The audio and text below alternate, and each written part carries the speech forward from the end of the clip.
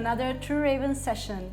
Today we're going to talk about healing the past and choosing the future. We will discuss ancestral healing, how future is a multiverse, and how that can really help us live better lives and choose more consciously. Hi Kaya, good to see you. Are you ready for some time travel? I am, always. So, what is ancestral burden? I can give you an example. It's a bit of an unusual example, but I think it illustrates the point well. When I was working as a psychotherapist many years ago, I had a client came to me who'd been adopted, and she had lots of issues around the whole thing about being adopted and not knowing who her biological parents were, because at the time in the UK it was illegal, you didn't have the right to track them. One of the things that came out of therapy isn't what had brought her to therapy at all. It was just a kind of curious thing where she had this real fear of boats, to the extent even just a photograph of a boat could sort of freak her out. It's got a strong phobia, and she'd no idea why at all. There was nothing we could come up with in her history that would explain this. And during the time we were working together, the law was changed, allowing adopted children to trace their birth parents. So she did. She found them, made contact. One of the things that came out of that was she discovered her grandfather had been in the Navy during the war, and the ship he was on had been torpedoed, and many lives lost. And he, from that point onwards, had been completely terrified of boats, had never been able to go back to sea. And that was just very odd, that somehow completely unknown to her, she'd been carrying this trauma in her. There's a whole new science called epigenetics. It's only about sort of 20, 30 years old that is discovering this sort of thing. One bit of research I remember reading about was they discovered that children whose parents had been in the Holocaust had a particular psychological profile. And so what they did was they traced children whose parents had been in the Holocaust, but the children didn't know that because they'd been adopted. They didn't know their birth parents. And they found out that these people had exactly the same psychological profile. So they were carrying that Holocaust trauma, even though they'd never known their parents. Other examples, people whose great grandparents or great great grandparents had been in a famine, that correlated to overeating in current life, and so on and so on. Lots and lots and lots of really interesting research, sort of evidence-backed scientific research coming out now, how much we carry trauma from ancestral lines, basically. Obviously not, fear of boats is a bit specific, but it could be just fear of being betrayed, fear of being abandoned, fear of being hurt, could be sense of injustice about, particular kinds of issues, all sorts of stuff. So in psychotherapy, these are sometimes referred to as ancestral burdens because they are a burden that we are still carrying. It's not our stuff in terms of our personal history. It goes down the lines, essentially, ancestral lines. You mentioned personal and collective ancestral burdens. How do these two types of burdens differ and how do they impact individuals differently? There's not a sharp dividing line between the personal and collective. They sort of, grade into each other. But you can think of personal burdens as being stuff from your personal history. Collective things are things that a whole group of people carry, including sometimes an entire culture. So to give you an example, both Kat and I, my partner Kat, obviously have our personal historic burdens because we both had pretty bad childhoods. We were also raised, though, by families who ancestrally had lived in the English-Scottish border region. That region for hundreds of years was extremely unstable. So the English and the Scots used to pay basically mercenaries, thieves, robbers, brigands, and things to just keep the whole area unstable. So there was constant raiding across the borders and so on. And these people were known as the reavers, the border reavers. And the word bereaved comes, which means obviously, grief Mhm. actually comes from having experienced the reavers, to be reaved. Um, so, I mean, that whole area has, for hundreds of years, was steeped in terrible ancestral history. And was a burden that Kat and I were carrying because of our childhoods. Even though we're talking about, the last border reavers probably, I don't know, took about 300 years ago or so. That still was something that our families were still carrying. Kat's family, particularly, was a lot of anti-English sentiment. My family, we were sort of more the English side of it, so a certain amount of anti-Scottish sentiment. Ridiculous stuff that's Hmm. just rippled down our family for all those generations. That's kind of like a collective thing. And then, entire cultures can be carrying this stuff. If you look at what's going on in the Middle East now, the origins of that go back hundreds and hundreds of years, 2,000 years or even longer, looking at the Jewish community and things. So the people in those areas, many of them are still carrying trauma that literally goes back hundreds and hundreds, thousands of years even. Hmm. There's a whole collective ancestral burden.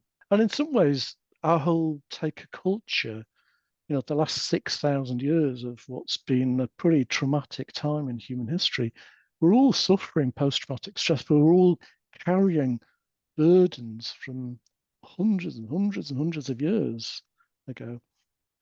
Indigenous people really understood this.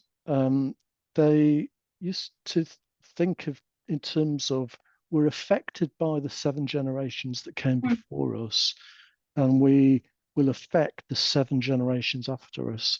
Seven's not a magic number, it just means a lot of generations essentially. But they really understood this. They understood the importance of resolving your trauma, that it was your responsibility to resolve your trauma so that you didn't pass it on down the generations, which was a very different consciousness to live with that responsibility and that thinking about the generations after you as well. Of course, now we don't live like that. We're treating the planet in ways that we're not even thinking about our children's children. In losing shamanism and losing all this knowledge of how to heal ancestral traumas and not pass them on, we are now living with an enormous amount of collective trauma and burdens that we're carrying. Some of it more personal, some more family, some of it much bigger than that still. I'm curious about the distinction between ancestral burdens and fort holder strategies. Can you clarify this? Think about childhood. When we're faced with a situation, particularly if it's sort of we're repeatedly faced with a situation, eventually we have to find a way of dealing with it. Very often that's going to involve suppressing parts of us that feel like, they're too dangerous, or they're not going to be helpful, or they're going to, mean we get rejected or get in trouble or something. So we will suppress those parts of us. We may even send them away entirely. So shamanically, literally soul loss, we just completely send those parts of us away. But other parts of us stay and try to find a strategy, try to adapt, essentially.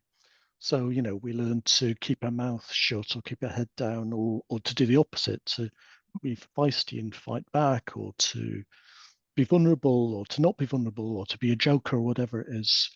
So these parts that stay kind of man the fort, if you like. We sometimes call the fort holders, the kind of parts that stay and soldier on. We do develop these fort holder strategies. If we don't then resolve these in our adult life at some point, there's a danger that we then pass these on down the generations, in which cases they become ancestral burdens, essentially. So ancestral burdens start off with somebody's foretelder strategies that they didn't resolve and essentially get passed on. In my own therapy, I can think of many times where we kind of hit a sort of level where it was clear that what we were working on wasn't anything particularly from my childhood history. It was a burden I'd carried from my father, essentially from his choices, or my mother, her choices, and so on and so on. They hadn't resolved, and so which they'd passed on to us as children.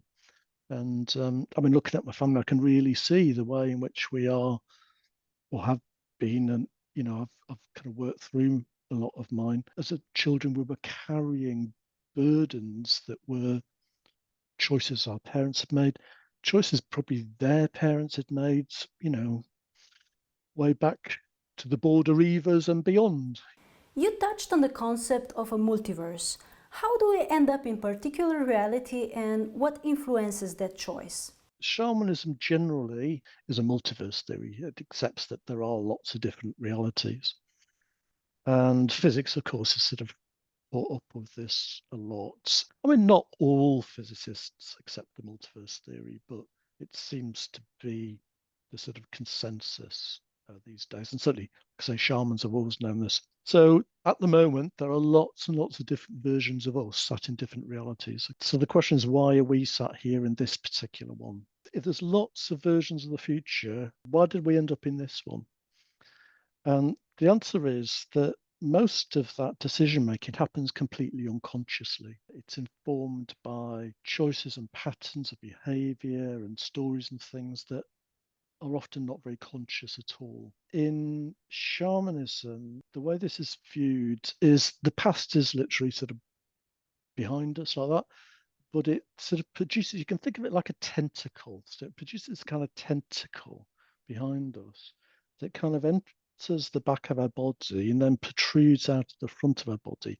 And it's like it's got a tongue and it's kind of tasting all the different possible options for the future, all the different possible multiverses, until it finds one that it feels is familiar enough, and then it kind of hooks onto it and basically drags us into that one. It's why people kind of keep making the same mistakes, keep choosing the wrong kind of partner, keep drinking when they don't want to, sort of thing. It's like we are driven by these unconscious impulses and things from the past. To become a shaman, shaman said the past has to die. Okay, or you have to die to the past. We have to free ourselves from the past. The idea being that then we can become more conscious and freer to make decisions about which of all the possible futures, which ones we want to be heading towards. Hmm.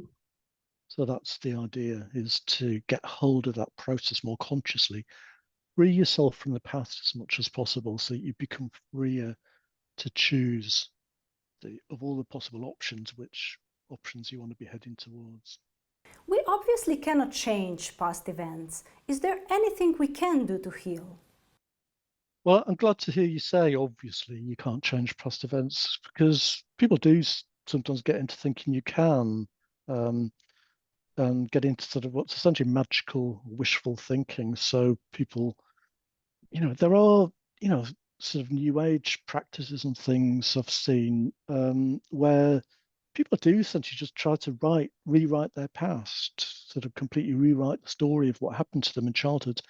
Thing is, this actually makes us worse because our bodies know it's a lie. Our bodies know the truth and want us to face the truth. Our souls know when things are a lie. And living a lie is not good for us. It creates all sorts of tensions in us, fractures in our psyche, anxieties, and so on. So it's never a healthy process, and it's just a fantasy as well. It's not actually real. You can't change the past. The past is what's happened to you. Past. So I, had a pretty terrible childhood with parents who should just never have had kids. I can't change that.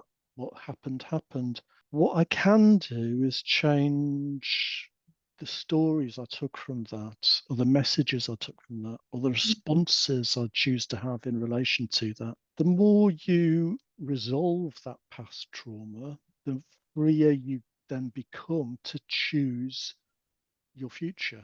Okay. Your future is less driven by this unresolved past baggage. That's kind of not that controversial. Where it starts to get weird is when we start thinking about multiverses and time travel. So I can go back in journeying to my childhood, and I can, give that part of me some healing support, and I can change the stories as an adult I take from that, and so on and so on. What if in doing that, I give that childhood part of me different options or a different sense of what's possible. And what if that meant that that childhood part of me then chose to respond differently? And what if, in doing that, that would have had a big effect on the whole of my life? Hmm. So that the me I am now would actually would not ever have existed. Okay. And this is what people often think about with time travel. It's like that idea that if you go back in the past and you kill your grandmother, that you'll cease to exist. Okay. That's not how it works. What happens is you create a different timeline. So I can go back in the past, I can do the healing that's necessary, and that will lessen the burden on me in the present and make me freer to start making better conscious choices. It will also create different timelines. So I will start to create timelines where I did have a different childhood to some extent, where I did respond in a way that was maybe better or healthier or something, or I chose healthier stories to take from it, and so on and so on. So I'm not changing my past, I'm creating different versions of me. Okay. Here's the thing with the physics of this. There are lots of different versions of multiverse theories. Mostly, originally, they used to assume, though, that all the different multiverses were entirely separate. They didn't affect each other at all. And from a shamanic point of view, I always kind of felt that's not what I'm experiencing. And as is often the case, after a few years, I saw the science change. It kind of caught up with what actually shamans say.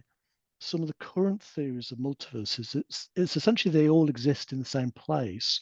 They're just at slightly different frequencies. But the more similar they are, the more resonance they will have. They actually do affect each other. We right now, sat in this reality, are in some kind of entanglement or connection with other versions of ourselves who are just in a slightly different Hmm. and the more difference there is, the less resonance there is, and so on. So if I start creating more timelines where there are healthier versions of me, that actually starts to affect how I feel here. Now, I know this all might sound theoretically interesting, but improbable, but it actually works. And John's have been doing this for thousands of years. So the more you do this, the more you become aware of that there isn't just a you, there are lots of yous around you, essentially in slightly different universes. And the more healthy versions of those you start to create, the more it picks you up as well, the more you are carried by those. So the whole burden of the past starts to lessen, both because you've chosen different stories from your own past and different responses, but you are changing the balance of the multiverses around you as well. Wow, that's fascinating. What would shamans say about past life experiences? Is that a thing in shamanism? Oh, the past life question. Okay. Obviously, if you're talking about traveling back, in time and generations, it raises the questions in people's minds about past lives and karma and stuff. It's a complicated question. What I can say is that we will address it on the course in detail. The whole issue of what happens when we die and who we are and things from a shamanic point of view is something we will absolutely have to go into. It's not something I can address, quickly or in a short video. It's a complicated thing to explain. The kind of new age ideas, or Hindu ideas and things of reincarnation are not shamanic, essentially. Shamanism has its own understanding of what happens when we die. What about the future? Can you journey to the future? No, it's the simple answer, except as a fantasy.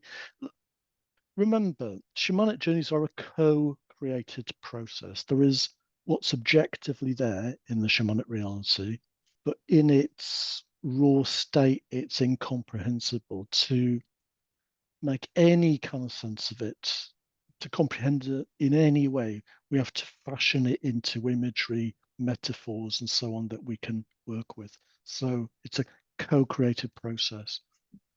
So when we're journeying, we are bringing imagery, stories, metaphors to this. Now, just look at the history of trying to predict the future. Even 50 years ago, if you look at predictions of how we'd be living now, we're all sort of got personal robotic backpacks and, all that sort of things. It's just nonsensical. I've never found any kind of prediction of the future that looks like, what actually turns out in the end. And that's getting harder and harder to do. The pace of change now, because of technology, is extraordinary. I mean, the last 10 years have probably seen more change than we've seen in the last 100. That hundreds, we probably saw more change than we saw in the 1,000 years before that, and so on and so on. And some people have sort of done the maths of this, and it's before very long, within our lifetimes, we will see more change in a day than we saw in the previous 10 years. It'll get to the point where we could even be seeing more change in an hour than we saw in the previous 10 years, and so on. The pace is just getting faster and faster. There's no way we can actually have any kind of sensible imagery of the future. It's just impossible. Yes, I know people that claim they can journey to the future things. It's just fantasy. It's science fiction. It's just fantasy. What we can do is go back to the past because we know the past. We understand it. So we can be the person from the future going back to the past. Okay. Now, what this means is that future versions of you can come back to you now and visit you. So we can ask versions of ourselves from the future to come back to us. We can't travel to their reality because it just becomes pure fantasy then. So that's one of the practices we'll be looking at, is asking future versions of you to come basically to now and to guide you. So in a sense, if you think about your middle world life, okay, and how you would ideally like to end up, okay, who's the person who best knows how you got into that particular reality, that version of the future? You, the future you. Okay, so you can ask those versions of you to come back and help you. They're your best possible middle world guide is yourself from the future. Wow. So we create the future by choices we make in the present?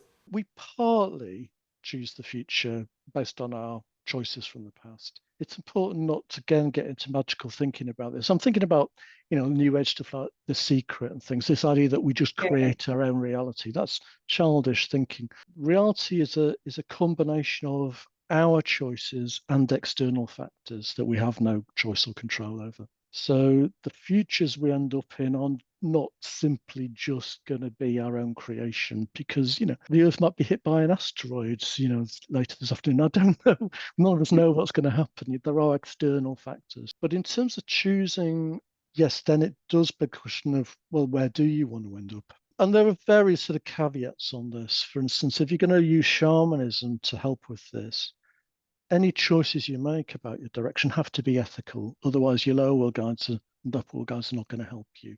If your ideal future is to be a billionaire and to own more than your fair share of the world resources things, they're not going to help with that. If your fantasy is to own a battery chicken farm or something, they're not going to help you with that. So it has to be ethical. It has to be realistic. Beyond that, though, it's about really who's making those choices. Is it going to be your middle world self, your sort of ego, or are you going to base those choices or draw from your soul and your spirit as well in terms of ethics? Those are the two parts of us that are, ideally we should be drawing on in terms of, where do we want to go? How do we think about, when you're lying on your deathbed, how do you want to be? The answer shamanically is having lived a soulful life and an ethical life. I feel like a big part is also knowing what is in your control and what is not. Absolutely. Yeah. Yeah.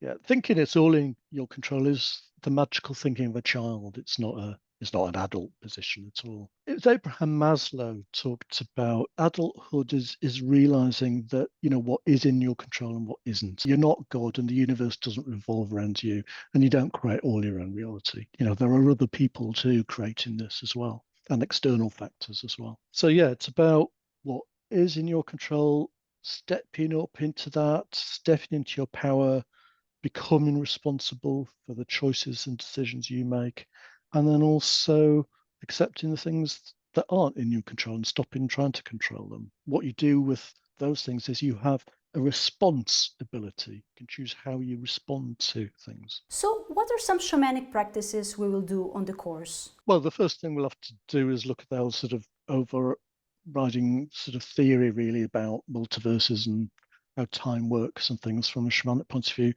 And then the first sort of part of the course will be more focused on the past.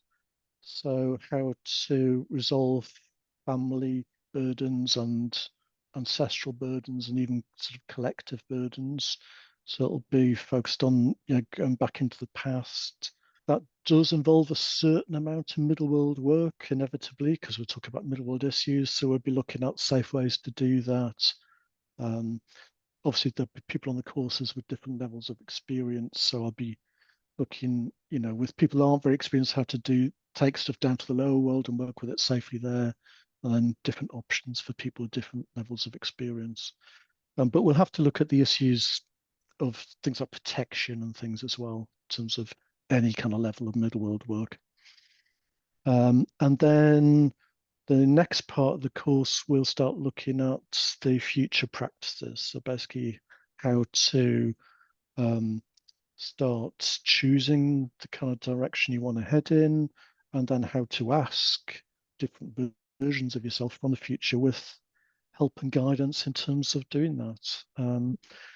The other thing we'll probably look at, I haven't definitely decided this, but obviously if we start thinking about the future, at the moment, a lot of our futures look pretty bleak, with the environmental crisis and so on, and all sorts of challenges facing humanity. We could actually look at that as well, about how to live with that, how to cope with that. Again, in terms of multiverse and, the realities where it doesn't work out well and the realities where it does and all that sort of stuff. That sounds really exciting. When signing up for this course, do students get ongoing access and free course repeats, as with other courses?